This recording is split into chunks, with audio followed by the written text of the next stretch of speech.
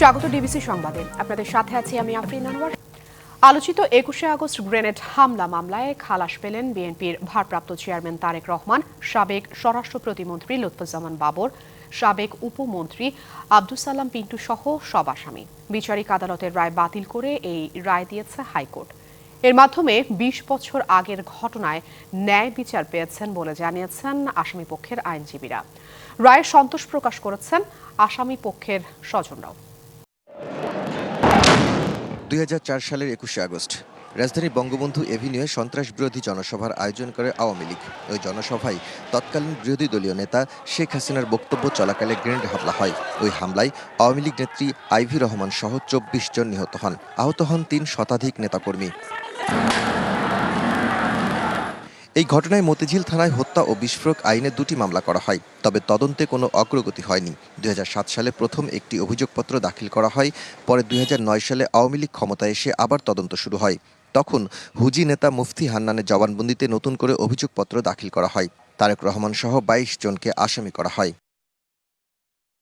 ২০১৮ সালের ১০ অক্টোবর দ্রুত বিচার ট্রাইব্যুনালে সাবেক স্বরাষ্ট্র প্রতিমন্ত্রী লুৎফুজ্জামান বাবর, সাবেক শিক্ষা উপমন্ত্রী আব্দুস সালাম পিন্টু, ডিজিএফআই ডিজি রেজাকুল হায়দার সহ ১৯ জনকে মৃত্যুদণ্ড দেয়। এছাড়া তারেক রহমান সহ ১৯ জনকে দেয়া হয় যাবজ্জীবন। ৬ বছর পর আপিলের রায়ে বিচারপতি এ.কে.এম. আসাদুজ্জামান ও বিচারপতি সৈয়দ এনায়েত হোসেনের হাইকোর্ট বেঞ্চ সব আসামিদের খালাস দিয়ে বিচারিক আদালতের রায় বাতিল করে দেয়। ঘটনার সঙ্গে আসামিদের সম্পৃক্ততা পায়নি উচ্চ আদালত। পরে আসামিপক্ষের আইনজীবীরা জানান, প্রকৃত অপরাধী না খুঁজে রাজনৈতিক ফায়দা নিয়েছে আওয়ামী লীগ। আদালত সমস্ত সাক্ষী প্রমাণ বিশ্লেষণ করেছে, যদিও এখানে সব আলাপ আলোচনা করেছে এবং সাক্ষী প্রমাণ বিশ্লেষণ করে দেখেছে যে সাক্ষীর উদ্দেশ্যে, যে চার্জশিটের উদ্দেশ্যে তাদেরকে সাজা দেওয়া হয়েছে, এমনকি মৃত্যুদণ্ড দেওয়া হয়েছে, এই মৃত্যুদণ্ড টিকতে পারে না। কনস্ট্রাক্টেড কনফেশন এবং সেটার যদি করবোরেটিভ অন্য কোনো এভিডেন্স না থাকে, তাহলে এটার উপর ভিত্তি করে কোনো আসামিকে সাজা দেওয়া যায় না। ইভেন যে আসামি কনফেশন করেছে উনি যদি বেঁচে থাকতো, ওনার বেলাও এটা প্রযোজ্য হতো না।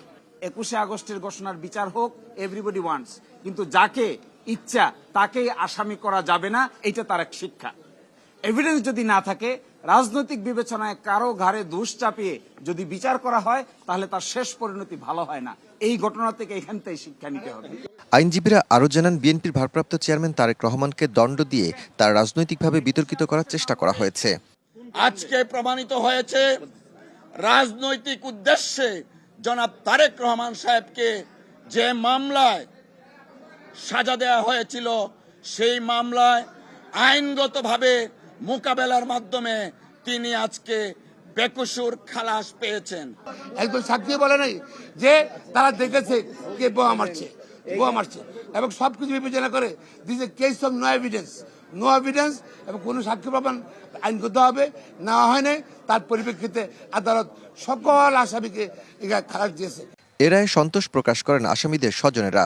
দীর্ঘদিন পরে হাইকোর্টে আপিল করার পরে আমাদের বিজ্ঞ আইনজীবী উনি আমরা সহায়তায় দেশের পট পরিবর্তনে আমরা ন্যায় বিচার পেলাম। এখন আব্বুকে পেয়ে অনেক খুশি, কে বাবাকে পেয়ে। আজকের এই রায়ের মধ্যে বাংলাদেশের মানুষ বাংলাদেশকে কলঙ্কমুক্ত করলো।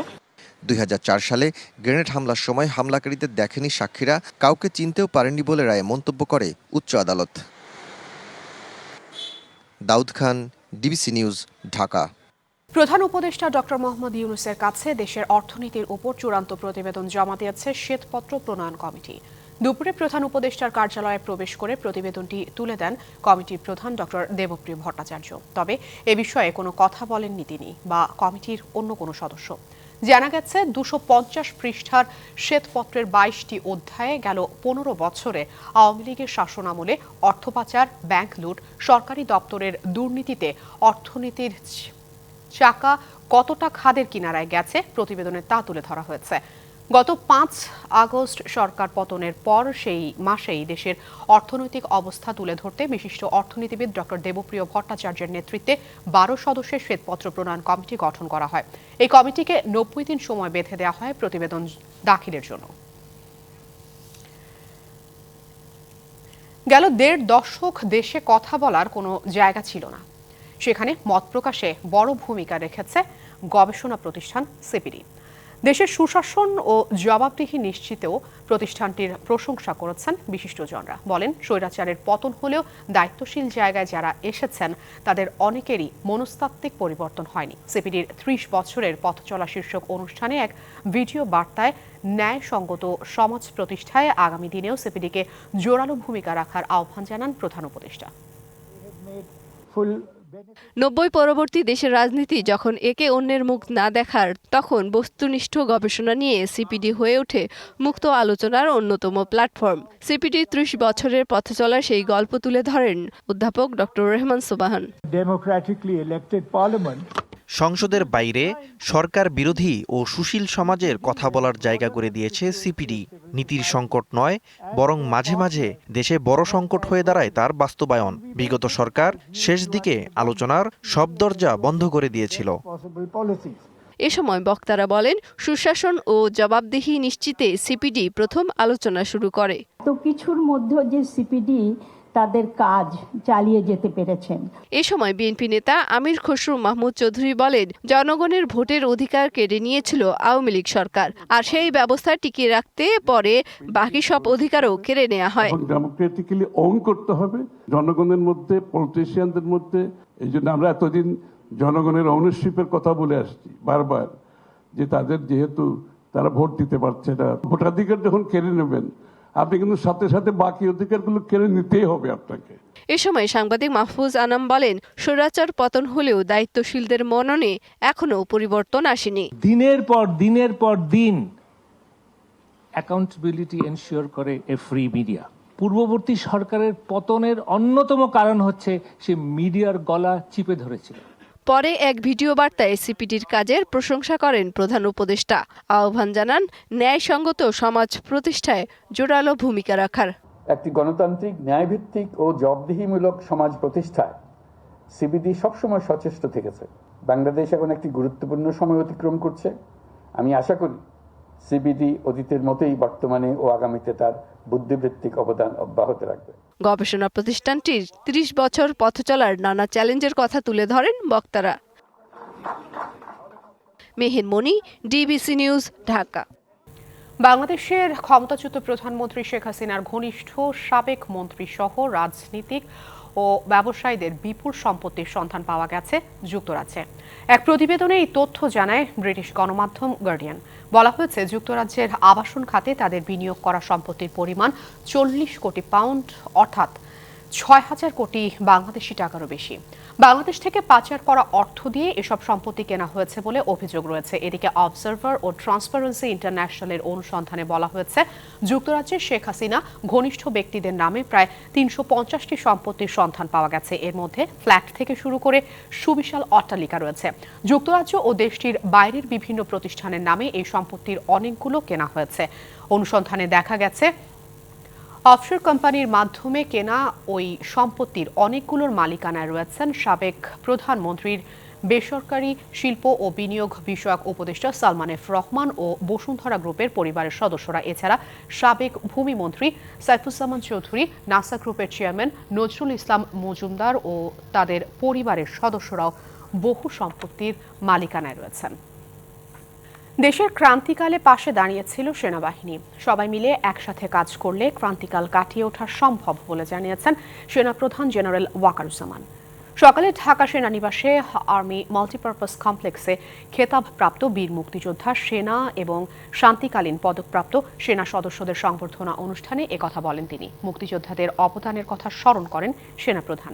তিনি আরও বলেন, দেশের শান্তি রক্ষায়, আইন শৃঙ্খলা রক্ষায় সেনাবাহিনী কাজ করে যাচ্ছে। অনুষ্ঠানের শুরুতেই মুক্তিযুদ্ধের সময় বীর মুক্তিযোদ্ধাদের বীরত্বগাথা এবং শান্তিকালীন পদকপ্রাপ্ত সেনা সদস্যদের কর্মকাণ্ডের সারসংক্ষেপ তুলে ধরা হয়। অনুষ্ঠানে বীর মুক্তিযোদ্ধা, তাদের পরিবারের সদস্য, ঊর্ধ্বতন সামরিক কর্মকর্তারা উপস্থিত ছিলেন।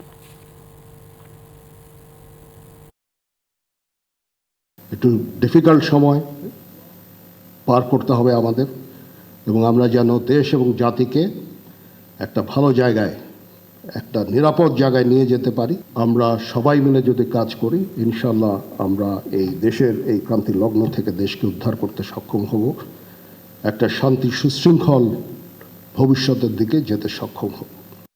বাংলাদেশ সকল দেশকে বন্ধু হিসেবে দেখতে চায়, প্রভু হিসেবে নয়, এমন মন্তব্য করেছেন জামায়াতে ইসলামের আমির ডাক্তার শফিকুর রহমান। সকালে খুলনার খান জাহান আলী থানা জামায়াতের কর্মী সম্মেলনে প্রধান অতিথির বক্তব্যে তিনি একথা বলেন। দেশ এখনও জঞ্জাল মুক্ত হয়নি উল্লেখ করে তিনি বলেন, এখন জনগণের ঐক্যের বিকল্প নেই। আওয়ামী লীগ সরকারের সমালোচনা করে তিনি উল্লেখ করেন, বিগত সরকার দেশকে কারাগার বানিয়েছিল, শীর্ষ নেতাদের ফাঁসি এবং কারাদণ্ড দিয়ে তারা জামাতকে ধ্বংস করতে চেয়েছিল বলেও এ সময় উল্লেখ করেন তিনি। এছাড়া তিনি আরও বলেন, জুলাই আগস্টের আন্দোলনে যারা জীবন দিয়েছে তাদের স্বপ্ন বাস্তবায়ন করতে হবে। দেশ এখনো পুরা মুক্ত হয়নি, সমাজে হাজার জাতের জঞ্জাল এখনো রয়ে গেছে। ওই জঞ্জাল আমাদেরকে পরিচ্ছন্ন করে ফেলতে হবে ইনশাআল্লাহ। যেই বাংলাদেশ বিদেশে সবাইকে বন্ধু হিসাবে দেখবে, কাউকেই প্রভু মেনে নেবে না। আল্লাহ ছাড়া কারো কাছে মাথা নত করবে। যেদিকে হাত বাড়াবো সেই দিকে বন্ধুর হাত পেতে চাইব, কোনো আগ্রাসী হাত আমরা দেখতে চাই না। সরকারের কাছে সিভিল সার্ভিসে ক্যাডার শব্দটি বাদ দেওয়ার সুপারিশ করবে জনপ্রশাসন সংস্কার কমিশন। সকালে সচিবালয়ে কমিশনের বৈঠক শেষে জনপ্রশাসন মন্ত্রণালয়ের সিনিয়র সচিব মোহাম্মদ মোখলেসুর রহমান সাংবাদিকদের একথা জানান। বলেন, ক্যাডার শব্দটি নেতিবাচক হওয়ায় তা বাদ দেওয়ার সুপারিশ করা হবে। সংশ্লিষ্ট যে দপ্তরে কাজ করবেন সেই দপ্তরের নাম যুক্ত হবে, এমন প্রস্তাবনা দেওয়া হচ্ছে। এছাড়া আমলাতান্ত্রিক জটিলতা রোধ করে সেবামূলক কাজকে আরও সহজ করতে কাঠামোগত পরিবর্তনের বিভিন্ন সুপারিশ করবে জনপ্রশাসন সংস্কার কমিশন। এসিল্যান্ড এবং ভূমি অফিসে দুর্নীতি সবচেয়ে বেশি হচ্ছে উল্লেখ করে তিনি বলেন, আমলারাই আমাদের বড় শত্রু বলে তিনি জানিয়েছেন এবং সেই সাথে আরও যাতে জনবান্ধব হতে পারে এবং মানসিক পরিবর্তন হতে পারে সেজন্য জনপ্রশাসন সংস্কার কমিশনে সুপারিশ করা হবে। এর প্রেক্ষিতে আমাদেরকে তাদেরকে বলা হয়েছে যেটা ইমিডিয়েটলি আমরা দাবিগুলিকে পূরণ করতে পারবো, অথবা যেগুলি আমাদের ঊর্ধ্বতন কর্তৃপক্ষ এবং নীতি নির্ধারণের পর্যায়ে যাবে সেখানে তাদের দাবিগুলোকে পূরণ করার জন্য আমরা উত্থাপন করব। এর জন্য তার পিছনে যে সমস্ত যৌক্তিকতা আছে, আইনগত বিষয়গুলো আছে, সবগুলোকে ওনারা উপস্থাপন করবে। ভারতীয় আগ্রাসন ও অপপ্রচারের বিরুদ্ধে রুখে দাঁড়ানোর আহ্বান জানিয়ে আমার দেশ পত্রিকার সম্পাদক মাহমুদুর রহমান বলেছেন, তিনি এই আহ্বান জানিয়েছেন। দুপুরে তেজগাঁও শিল্পাঞ্চলে লাভ রোডে জুলাইয়ের গ্রাফিতি ও স্লোগান পুনর্লিখন কর্মসূচিতে তিনি একথা বলেন। মাহমুদুর রহমান বলেন, জুলাই আগস্টের ইতিহাস ধরে রাখতে হবে, তা না হলে এই স্বাধীনতা ধরে রাখা যাবে না। বেশ কিছু ভারতীয় মিডিয়া বাংলাদেশের অভ্যন্তরীণ বিষয় নিয়ে অপপ্রচার চালাচ্ছে। দেশীয় গণমাধ্যমের উচিত এসব অপপ্রচারের বিরুদ্ধে দাঁড়ানো। বলেন, ফ্যাসিবাদ সরকারের শাসনামলে তাদের সমালোচনার জন্য গণমাধ্যম বন্ধ করে দেয়া হতো। ইনকিলাব মঞ্চের উদ্যোগে আয়োজন করা হয় বিপ্লবের বর্ণ আঁকি নামে এই কর্মসূচি, যাতে আমার দেশ পত্রিকার ছাপাখানার সামনের দেয়ালকে জুলাই বিপ্লবের শহীদি দেয়াল হিসেবে ঘোষণা করা হয়। গ্রাফিতি এবং স্লোগান পুনর্লিখনের এই আয়োজনে অংশ নেয়া শিক্ষার্থীরা দেশকে সামনের দিকে এগিয়ে নিয়ে যাবে এমন প্রত্যাশা ব্যক্ত করা হয়। আমাদের তরুণ ছাত্র জনতা তাদের বুকের রক্ত দিয়ে, অসামান্য সাহসিকতার পরিচয় দিয়ে এই ফ্যাসিবাদকে নির্মূল করেছে বাংলাদেশ থেকে, এবং ভারতীয় হেজেমনির বিরুদ্ধে তারা যুদ্ধে জয়লাভ করেছে, প্রাথমিক যুদ্ধে জয়লাভ করেছে, কারণ ভারতীয় হেজেমনির বিরুদ্ধে যুদ্ধ চলমান আছে। নানা দোলাচল ও অনিশ্চয়তা কাটিয়ে দীর্ঘ অপেক্ষার পর প্রথমবারের মতো ট্রাভেল পাসের মাধ্যমে 653 জন যাত্রী নিয়ে কক্সবাজার থেকে সেন্ট মার্টিন গেছে জাহাজ MV বারোয়াউলিয়া। চলতি মৌসুমে এই রুটে 3টি জাহাজ চলাচলের অনুমতি পেলেও প্রথম দিন সেন্ট মার্টিনের উদ্দেশ্যে রওনা দিয়েছে একটি। দেশের একমাত্র প্রবাল দ্বীপ সেন্ট মার্টিন। দেশি বিদেশি ভ্রমণ পিয়াসীরা এই দ্বীপের অপরূপ সৌন্দর্য উপভোগ করতে বরাবরই আকুল থাকে। তবে সম্প্রতি দূষণের কবল থেকে দ্বীপটিকে বাঁচাতে পর্যটক সীমিতকরণ ও রাত্রিযাপনে নিষেধাজ্ঞা দেওয়া হয়। ডিসেম্বর ও জানুয়ারি মাসে রাত্রিযাপনের নিষেধাজ্ঞা না থাকলেও দিনে 2000-এর বেশি পর্যটক যেতে পারবেন না। দীর্ঘ অপেক্ষার পর শিশির ভেজা সকালে কক্সবাজার শহরের নুনিয়ারছড়া IWTA জেটি ঘাটে জড়ো হন সেন্ট মার্টিনগামী পর্যটকরা। ট্যুরিজম বোর্ডের ওয়েবসাইটে ফর্ম পূরণ করে প্রথমবারের মতো ট্রাভেল পাস নিয়ে জাহাজের টিকিট বুকিং করেন ভ্রমণ পিপাসুরা। জেটিঘাটে ট্রাভেল পাস যাচাই বাছাই শেষে তাদের ওঠানো হয় জাহাজে। এইবার হচ্ছে একটু ভিন্ন রকম ট্রাভেল পাস নিয়ে যেতে হচ্ছে, গতবার যেটা আমাদের করতে হয় নাই। স্মুথ, এভরিথিং ইজ অনলাইন নাও, তো এখন প্রবলেম হয় না। নর্মালি এখানে এসেও সবাই টিকিট কাটতে পারছে। পরিবেশ বান্ধব একটা পরিকল্পনার প্রথম ভ্রমণ হচ্ছে আমাদের এইটা, সত্যি এটা অন্যরকম ভালো লাগতেছে। দীর্ঘ প্রতীক্ষার পর দ্বীপটিতে ভ্রমণে যেতে পেরে খুশি ভ্রমণ প্রেমীরা। 9 মাস আগে আমাদের শিপটা বন্ধ ছিল, এখন ওপেন আপ করছে, তো এখন যাচ্ছি। নতুন আগ্রহ নিয়ে নতুনভাবে দেখার জন্য আমরা সবাই যাচ্ছি। নির্দেশনা মেনেই চলাচলের ব্যবস্থা নেওয়া হয়েছে বলছে জাহাজ মালিকদের সংগঠনের নেতারা। গতকালকে একদম ফাইনাল একটি মিটিং হয়েছে অ্যাপসের বিষয়ে। অ্যাপস আসলে সম্পূর্ণভাবে একজ্যাক্টলি পারফেক্ট করতে প্রায় আরও সপ্তাহ 2-1 লাগবে। প্রশাসন বলছে প্লাস্টিক বহনে কড়াকড়ি সহ পর্যটকদের নিরাপত্তায় সার্বিক ব্যবস্থা নেওয়া হয়েছে। তারা আনন্দের জন্য এসেছেন, তাদের আনন্দকে আমরা নিশ্চিত করার জন্য সিকিউরিটির বিষয়টা কক্সবাজার ট্যুরিস্ট পুলিশ রিজিয়ন সর্বোচ্চ গুরুত্ব দিয়ে দেখছে। যাত্রীগণ এবং পর্যটকগণ যারা আছেন তারা সকলেই খুব স্বাচ্ছন্দ্যে এই অ্যাপটি ব্যবহার করতে পারছেন। আমরা আশা করছি এই পর্যটকরা সেন্ট মার্টিনে যাবেন এবং সে প্রাকৃতিক সৌন্দর্য এবং পর্যটনের যে সম্ভার উপভোগ করবেন এবং পাশাপাশি আমাদের যে অর্থনৈতিক সমৃদ্ধি হবে। ট্রাভেল পাস সংগ্রহ, জাহাজে চলাচলের অনুমতি ও পর্যটকবাহী জাহাজ ছাড়ার পয়েন্ট নির্ধারণ নিয়ে জটিলতার কারণে নভেম্বর মাসে চলাচল শুরু হওয়ার কথা থাকলেও তা শুরু হলো ডিসেম্বরে। DBC news desk. বেসরকারি মেডিকেল কলেজের ভর্তি প্রক্রিয়ায় অটোমেশন পদ্ধতি বাতিলের দাবিতে জাতীয় প্রেস ক্লাবে মানববন্ধন করেছে ভুক্তভোগী শিক্ষার্থীরা। শতাধিক মেডিকেল শিক্ষার্থী ও অভিভাবকরা অটোমেশন বাতিলের জোর দাবি জানান। একই সাথে মেডিকেল শিক্ষা খাত ধ্বংসে এই পদ্ধতি ভারতের একটি ষড়যন্ত্র বলেও অভিযোগ করেন তারা। আরও অভিযোগ করেন অটোমেশনের কারণে অনেকেই পছন্দের কলেজ না পেয়ে দেশের বাইরে চলে যাচ্ছে। শনিবার কুইক রেন্টাল আইন করে প্রজ্ঞাপন জারি করেছে সরকার। এর ফলে বিদ্যুতের দাম কমানোর সুযোগ তৈরি হয়েছে বলে মনে করেন বিশ্লেষকরা। তবে এজন্য ক্যাপাসিটি চার্জ এবং অপ্রয়োজনীয় ভর্তুকি কমাতে হবে। সেই সাথে পুরনো আইন আধুনিকায়নেরও কথা বলেছেন তারা। একই সঙ্গে বিগত 14 বছরের দুর্নীতিগ্রস্ত প্রকল্পগুলো খতিয়ে দেখার পরামর্শ উদ্যোক্তা এবং বিশ্লেষকদের।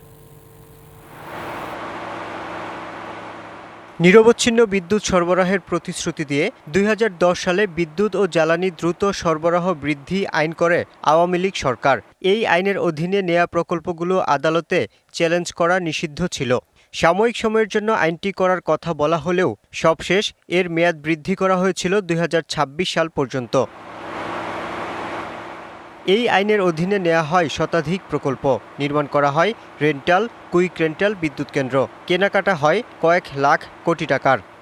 আইনের চেঞ্জেসটা আমার কাছে মনে হয় খুব মহৎ উদ্যোগ এবং এটা দরকার ছিল। এটা অ্যাবিউজ হচ্ছিল। এই অ্যাবিউজড হওয়াতে কিন্তু অনেক বেশি পাওয়ার জেনারেশন সেক্টরে আনসলিসিটেড প্রজেক্ট এসছে, যেটার আমরা আফটার এফেক্টটা পাচ্ছি। সলিসিটেড প্রজেক্টগুলো যাতে চলে এবং নিশ্চিতভাবে চলে কন্ট্রাকচুয়াল অব্লিগেশন অনুসারে, তাহলে কিন্তু ইনভেস্টমেন্ট আরো আসবে। পিডিবির তথ্য বলছে দেশের 143টির মধ্যে বেসরকারি বিদ্যুৎ কেন্দ্র 81টি। সর্বোচ্চ বিদ্যুৎ উৎপাদন 16,477 মেগাওয়াট হলেও সক্ষমতা প্রায় 27,000 মেগাওয়াট। অতিরিক্ত সক্ষমতার জন্য গুনতে হয় কোটি কোটি টাকার ক্যাপাসিটি চার্জ। এতে বাড়তেই থাকে উৎপাদন খরচ। বাড়তি মূল্যে এমনকি পরিচিত এবং বিভিন্নভাবে সরকারগুলোর সঙ্গে সম্পর্কিত বিভিন্ন গ্রুপকে বিভিন্নভাবে কন্ট্রাক্ট দেওয়া হয়েছে, যেটা প্রতিযোগিতামূলক মূল্যে কিনলে সরকারের জন্য অনেক ব্যয় সাশ্রয়ী হতো এবং সরকারের জন্য অনেক রাজস্ব ব্যয় কম হতো। এমনকি ভর্তুকির যে দায় এই কুইক এনহ্যান্সমেন্ট অ্যাক্টকে ব্যবহার করে বিভিন্নভাবে হয়েছে, সেটা থেকেও সরকার এড়াতে পারত। ভবিষ্যতে যেন আইনের অপব্যবহার না হয় তা নিশ্চিত করার পরামর্শ উদ্যোক্তা ও বিশ্লেষকদের। Yusuf Rana, DBC news, Dhaka. রোপা আমন কাটার পর সেই জমিতেই রসুন রোপণে নেমে পড়েছে চলন বিলের কৃষকরা। বিনা হালের জমিতে রসুন চাষে অল্প জমিতেই ভালো ফলন পাওয়া যায়, বাজারের দাম মেলে ভালো, তাই দিন দিন বাড়ছে আবাদ। কৃষকদের পরামর্শ দিয়ে সহযোগিতা দিচ্ছে কৃষি বিভাগ। নাটোরের বিস্তীর্ণ মাঠগুলোতে চলছে রসুন রোপণের মহোৎসব। মাঠের যেদিকেই চোখ যায় সেদিকেই মিলবে জমি প্রস্তুতকরণ ও রোপণের দৃশ্য। নাটোরের আবহাওয়া ও মাটি রসুন চাষের জন্য উপযুক্ত। ভালো ফলন ও আকারে বড় হওয়ায় এখানকার রসুনের কদর দেশ জুড়ে। 1 বিঘা জমিতে আবাদে খরচ হয় 30 থেকে 40 হাজার টাকা। উৎপাদন হয় 25 থেকে 30 মণ রসুন। 1 বিঘাতে 50,000 টাকা খরচ হয়ে যায়। 200 টাকা কেজি এবার বেচেছি, সামনে যদি বেচতে পারি তাহলে আমাদের সম্ভব এই আবাদটা করে উন্নয়ন করা। জমিতে সেচ সহ নানা কাজে ব্যস্ত সময় পার করছেন কৃষি শ্রমিকরা। পাশাপাশি হাত খরচ জোগাতে যোগ দিয়েছেন অনেক শিক্ষার্থীও। রসুন তোলা বা ক্ষেত নিড়ানি যেসব আনুষঙ্গিক কাজ সিজনাল হয় এগুলো পড়াশোনার পাশাপাশি করি। রসুনটা লাগালে দ্রুত আগায় এবং লেবারটাও কম লাগে, খরচটা কমে আসে। এর কারণে আমরা এই পদ্ধতিটা বের করেছি, বিনা চাষে বেশি লাভজনক। বাজারে ভালো দাম পাওয়ায় এবছর বেড়েছে রসুনের আবাদ। কৃষকদের নানা পরামর্শ ও সহযোগিতা দিচ্ছে কৃষি বিভাগ। এবছর নাটোর জেলায় রসুন আবাদের লক্ষ্যমাত্রা ধরা হয়েছিল 18,200 হেক্টর। কৃষকেরা রসুন রোপণ কার্যক্রম চালিয়ে যাচ্ছে, ফলন পাচ্ছে, এটা তারা বাজারে বিক্রি করছে, অর্থনৈতিকভাবে লাভবান হচ্ছে। আমরা উপসহকারী কৃষি কর্মকর্তাদের বলে রেখেছি যে কৃষকের জমিতে তারা যেতে যায় এবং যে কোনো সমস্যা হলে এটা চিহ্নিত করে সমাধানের ব্যবস্থা করে। দেশের মোট চাহিদার বড় অংশ পূরণ হয় নাটোরে উৎপাদিত রসুন থেকে। এবছর জেলায় 18,000-এর বেশি হেক্টর জমিতে রসুন চাষের লক্ষ্যমাত্রা নির্ধারণ করা হয়েছে। DVC news desk. ডলার সংকটে ব্যাংকে এলসি খোলার জটিলতা, ডেলিভারি ও সাপ্লাই অর্ডারের অপব্যবহারে তেল চিনির মতো আমদানি নির্ভর নিত্যপণ্যের বাজার নিয়ন্ত্রণ করা যাচ্ছে না। রমজানে চাহিদা বাড়ে এমন নিত্যপণ্যের দাম ক্রয় ক্ষমতার মধ্যে রাখতে নানা উদ্যোগ নেওয়া হলেও বাজার নিয়ন্ত্রণে থাকবে কিনা তা নিয়ে রয়েছে সংশয়। এখনই আমদানি বাড়ানোর উদ্যোগ না নিলে রোজায় ভোগ্যপণ্যের সরবরাহ নিয়ে অনিশ্চয়তা থাকতে পারে, এমনটা মনে করছেন আমদানিকারকরা। বছরে দেশে চিনির চাহিদা প্রায় 20 লাখ মেট্রিক টন। চলতি অর্থ বছরে প্রথম 6 মাসে চট্টগ্রাম বন্দর দিয়ে আমদানি হয়েছে 8,655 মেট্রিক টন। গত অর্থ বছরের এই সময়ে চিনি আমদানি হয়েছিল 74,812 মেট্রিক টন। বছরে ভোজ্য তেলের চাহিদা 22 থেকে 24 লাখ মেট্রিক টন। গত বছরে পরিশোধিত ও অপরিশোধিত 5,17,000 মেট্রিক টন তেল আমদানি করা হয়। বিপরীতে চলতি অর্থ বছরে 6 মাসে আমদানি করা হয় 4,11,000 মেট্রিক টন। গত অর্থ বছরে 5,606 মেট্রিক টন খেজুর আমদানি করা হলেও চলতি অর্থ বছরে 6 মাসে হয়েছে মাত্র 2,733 মেট্রিক টন খেজুর। গত অর্থ বছরে এই সময়ে ছোলা আমদানি করা হয় 5,160 মেট্রিক টন। চলতি অর্থ বছরে 6 মাসে 13,946 মেট্রিক টন আমদানি করা হয়। অন্যদিকে গত অর্থ বছরে 95,187 মেট্রিক টন ডাল আমদানি হলেও চলতি অর্থ বছরে 6 মাসে আমদানি হয় 1,94,346 মেট্রিক টন। রোজার সময়ে যেসব পণ্যের চাহিদা বাড়ে সেগুলোর দাম সহনীয় রাখতে আমদানি বাড়ানোর উদ্যোগ নেয় সরকার।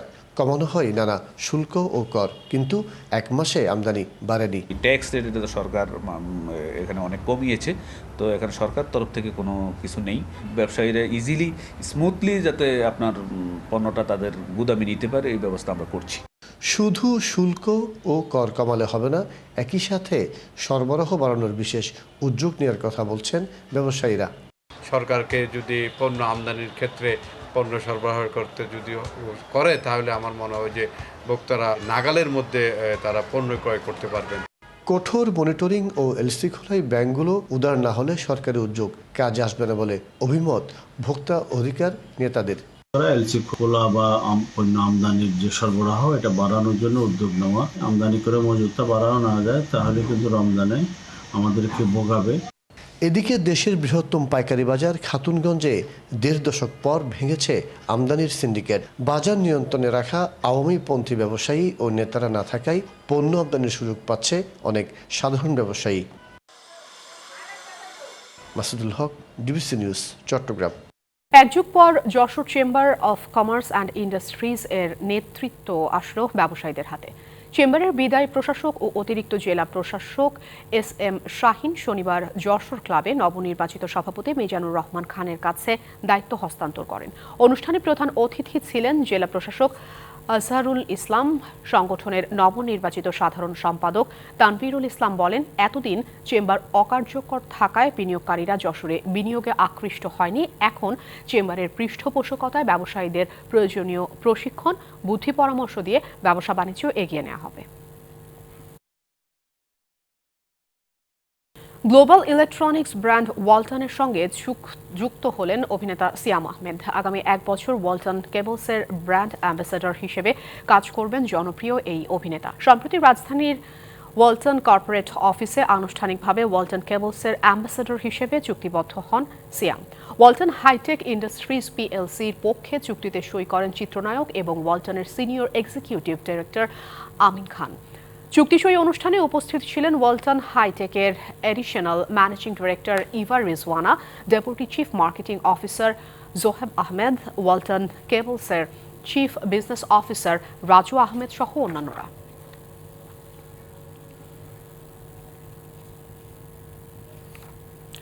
রাজশাহী ও রংপুর জোনের সব শাখা উপশাখার কর্মীদের নিয়ে বগুড়ায় IFIC largest banking network business conference করেছে আইএফআইসি ব্যাংক। শুক্রবার বগুড়া সদরের একটি মিলনায়তনে আয়োজিত অনুষ্ঠানে অংশ নেয় ব্যাংকটির রাজশাহী ও রংপুর জোনের 22টি শাখা ও 166টি উপশাখার কর্মীরা।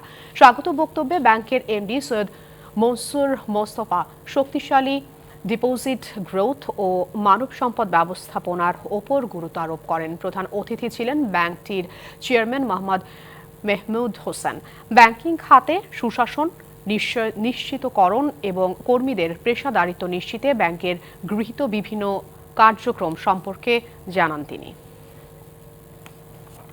ভারতের তামিলনাড়ু উপকূলে ঘূর্ণিঝড় ফিনজালের তাণ্ডবে 3 জনের প্রাণ গেছে। শনিবার রাতভর তাণ্ডব চালিয়ে রবিবার সকালে শক্তি হারিয়ে ঘূর্ণিঝড়টি গভীর নিম্নচাপে পরিণত হয়েছে। ভারতীয় গণমাধ্যম বলছে, ঘূর্ণিঝড়ের প্রভাবে চেন্নাইয়ে ভারী বৃষ্টি হচ্ছে। পূর্ব সতর্কতা হিসেবে তামিলনাড়ু, অন্ধ্রপ্রদেশ, কেরালা ও কর্ণাটকের বিভিন্ন অঞ্চলে রেড অ্যালার্ট জারি করা হয়েছে। এদিকে চেন্নাই বিমানবন্দর কর্তৃপক্ষ জানিয়েছে, সকাল থেকে বিমান চলাচল আবারও চালু হয়েছে। ক্ষয়ক্ষতি এড়াতে স্কুল, কলেজ, অফিস, আদালত বন্ধ ঘোষণা করেছে তামিলনাড়ু রাজ্য সরকার। ঘূর্ণিঝড় মোকাবেলায় বিভিন্ন এলাকায় খোলা হয়েছে 2000-এর বেশি ত্রাণ শিবির। খেলার খবর। জাতীয় দলের হয়ে খেলার মতো মানসিক অবস্থায় নেই সাকিব আল হাসান, এমন মন্তব্য করেছেন বিসিবি সভাপতি ফারুক আহমেদ। তার দেশে খেলার বিষয়টি বিসিবির হাতে নেই বলেও এ সময় উল্লেখ করেন বিসিবি সভাপতি। তারুণ্যের উৎসব 2025 অনুষ্ঠানে এসব কথা বলেন তিনি। ডানা 36 বিপিএল এর আনুষ্ঠানিক মাস্কট। আনুষ্ঠানিকভাবে এই মাস্কট অনুষ্ঠানে উপস্থিত ছিলেন যুব ক্রীড়া উপদেষ্টা আসিফ মাহমুদ সজীব ভুঁইয়া, তামিম ইকবাল, মুশফিকুর রহিম, নাজমুল শান্ত সহ অনেকে। জাঁকজমক আয়োজনের মধ্য দিয়ে বিপিএল এর মাস্কট উন্মোচন করা হয় তারুণ্যের উৎসব 2025 অনুষ্ঠানে। বিপিএল এর মাঠের বাইরের আয়োজনের পাশাপাশি মাঠের খেলা ভালো হবে বলে আশাবাদ ব্যক্ত করেছেন বিসিবি সভাপতি। বাট আমি অত্যন্ত আশাবাদী যে যেই আমরা উদ্যোগটা নিয়েছি with the help of chief adviser, তো আমার মনে হয় যে এই উদ্যোগটা আমার মনে হয় খুব ভালোভাবে কাজ করবে। তবে এই টুর্নামেন্টে সাকিব আল হাসান খেলতে পারবেন কিনা সেটা নিয়ে রয়েছে অনেক যদি, কিন্তু তার দেশে ফেরার বিষয়টি বিসিবির হাতে নেই বলে উল্লেখ করেছেন বিসিবি সভাপতি। সেই সাথে জাতীয় দলের সাথে খেলার মতো মানসিক অবস্থায় নেই সাকিব, এমন মন্তব্য করেন বিসিবি সভাপতি। আপনার প্রিপারেশন হয়, টিমের জেলটা দরকার হয় খুব বেশি। ও আমার মনে খুব বড় একটা মেন্টাল স্টেটে নাই দেশের জন্য খেলার জন্য আমার মনে হয়। উইন্ডিজ সফরে নেই সাকিব, সেই সাথে চ্যাম্পিয়ন্স ট্রফিতেও নেই এই অলরাউন্ডার, সেটা এখন অনেকটাই নিশ্চিত। Mamunur Rashid, DBC news, Dhaka. সংবাদে এই ছিল এখনকার মতো। ডিবিসি নিউজের সংবাদগুলো পড়তে ভিজিট করুন dbcnews.tv, ভিজিট করুন ডিবিসি নিউজের ফেসবুক পেজ এবং ইউটিউব চ্যানেল। সঙ্গে থাকুন ডিবিসির।